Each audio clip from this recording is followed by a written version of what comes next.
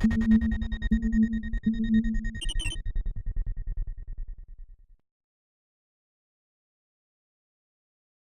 guys, let's learn about one of the most fundamental component of electronics.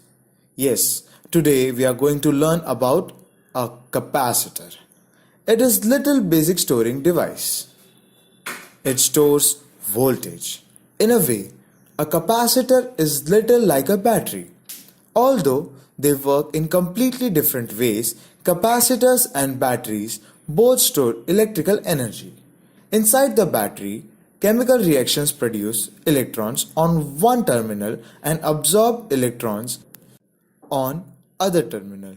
A capacitor is much simpler than a battery as it can't produce new electrons. It only stores them. Inside the capacitor, the terminals are connected to two metal plates separated by a non-conducting substance or a dielectric.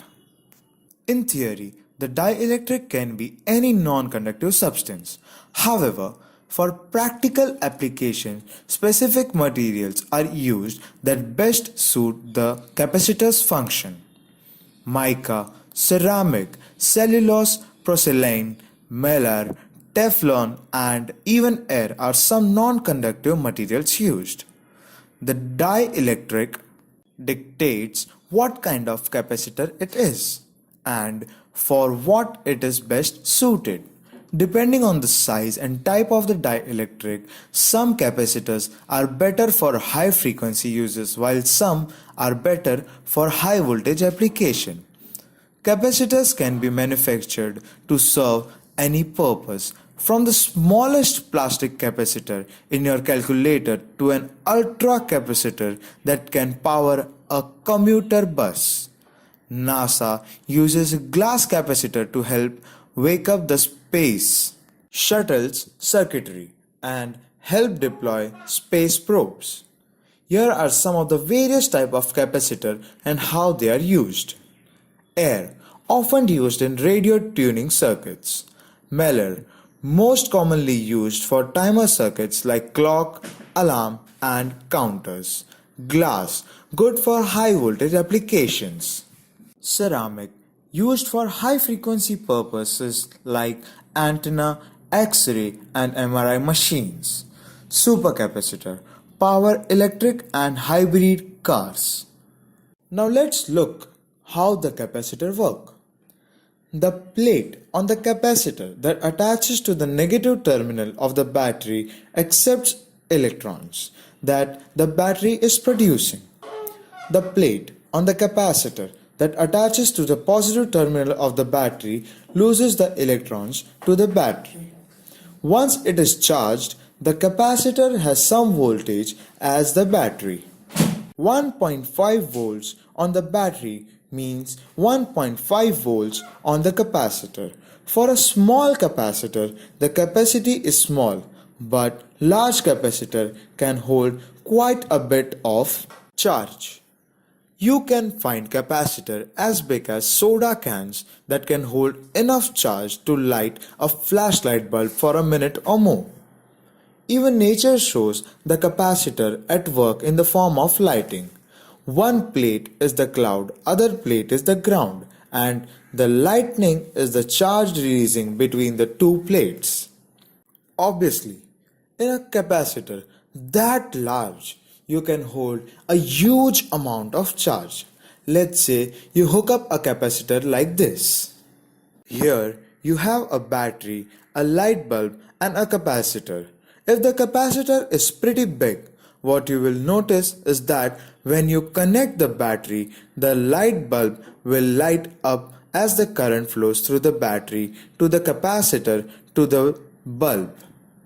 And it will also charge the capacitor simultaneously. The bulb will get progressively dimmer and finally go out once the capacitor reaches its capacity.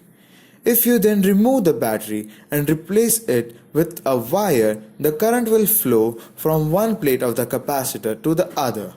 The bulb will light initially and then dim as the capacitor discharges until it is completely out. A capacitor storage potential or capacitance is measured in units called farad. A 1 farad capacitor can store 1 coulomb of charge at 1 volt. A coulomb is 6.25 into 10 to the power 18 electrons. 1 ampere represents a rate of electron flow of 1 coulomb of electrons per second. So, a 1 farad capacitor can hold 1 ampere second of electrons at 1 volt. A 1 farad capacitor would typically be pretty big. It might be as big as can of tuna or 1 liter soda bottle, depending on the voltage it can handle. For this reason, capacitors are typically measured in microfarads. To get some perspective on how big a farad is, think about this. A standard alkaline AA battery holds about 2.8 ampere hours. That means that a AA battery can produce 2.8 ampere for an hour at 1.5 volts. About 4.2 watt hours. A AA battery can light 4 watt bulb for a little more than an hour. Let's call it 1 volt to make the math easier. To store 1 AA battery's energy in a capacitor, you would need 3600 into 2.8 is equal to 10,080 farads to hold it, because an ampere hour is 3600 ampere seconds. If it takes something the size of a can of tuna to hold a farad, then 10,080 farads is going to take up a lot more space than a single AA battery. Obviously, it's impractical to use capacitors to store any significant amount of power unless you do it at a high voltage. The difference between a capacitor and a battery is that a capacitor can dump its entire charge in a tiny fraction of a second, where a battery would take minutes to completely discharge. That's why the electronic flash on a camera uses a capacitor. The battery charges up the flash's capacitor over several seconds, and then the capacitor dumps the full charge into the flash tube almost instantly. This can make a large charged capacitor extremely dangerous. Flash unit and TVs have warnings about opening them for this reason. They contain big capacitor that can potentially kill you with the charge they contain. Capacitors are used in several different ways in electronic circuits. Sometimes capacitors are used to store charge for high-speed use. That's what a flash does.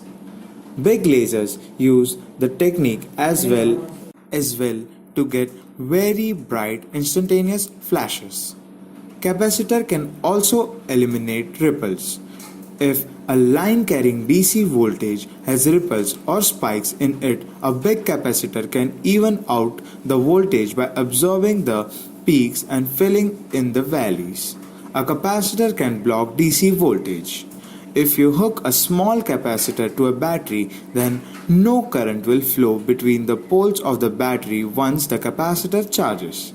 However, anything alternating current signal flows through a capacitor unimpeded. That's because the capacitor will charge and discharge as the alternating current fluctuates, making it appear that the alternating current is flowing.